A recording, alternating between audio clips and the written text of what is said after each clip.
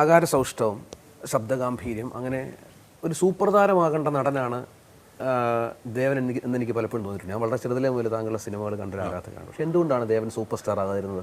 അതിനുള്ള ശ്രമം ഉണ്ടായില്ല എന്നുള്ളതാണോ? അല്ല സിനിമയിൽ അല്ല നമ്മളങ്ങനെ ശ്രമിച്ചാലൊന്നും കിട്ടുന്നതല്ല സൂപ്പർ സ്റ്റാറുടെ. അത് സംഭവിക്കുന്നതാണ്. അത് നമ്മൾ വിചാരിച്ചാൽ ഞാനൊരു സൂപ്പർ സ്റ്റാർ ആകുമെന്ന് പറഞ്ഞിട്ട് ആർക്ക് വന്നാലും പറ്റില്ല. ഇപ്പം മമ്മൂട്ടി വന്നതും മോഹൻലാൽ വന്നതും സൂപ്പർ സ്റ്റാർ ആയിട്ടില്ല. അവർ ചെറിയ ചെറിയ വേഷങ്ങളിൽ വന്നു, അവർ വില്ലൻ വേഷങ്ങളിൽ വന്നു. അങ്ങനെ പടിപടിയായി കഷ്ടപ്പെട്ടിട്ട് ആ എക്സ്പീരിയൻസ് കൊണ്ട് പതുക്കെ കയറി വർഷങ്ങൾ എത്രയായി. ഈ സിനിമയിലെ കോക്കസുകളുടെ ഭാഗമാകാതിരുന്നത് ഒരു പ്രധാനപ്പെട്ട റീസണായി തോന്നുന്നുണ്ട്. അതുണ്ട്. കാരണം ഷാജി കൈലാസ്, സുരേഷ് ഗോപിക്ക് ഷാജി കൈലാസ് ഉണ്ടായിരുന്നു, മോഹൻലാലിന് പ്രിയദർശൻ ഉണ്ടായിരുന്നു, മമ്മൂട്ടിക്ക് പ്രധാനപ്പെട്ട ഐ വി ശശി ജോഷി പോലെ സംവിധായകരുണ്ടായിരുന്നു. എനിക്കൊരു മെൻറ്റർ ഇല്ലായിരുന്നു.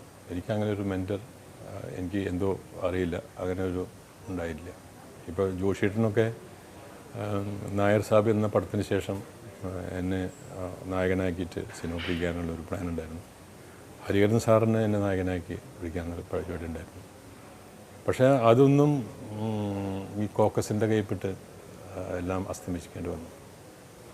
അത്രേ പറയാനുള്ളൂ, കൂടുതൽ പറയാനൊന്നുമില്ല.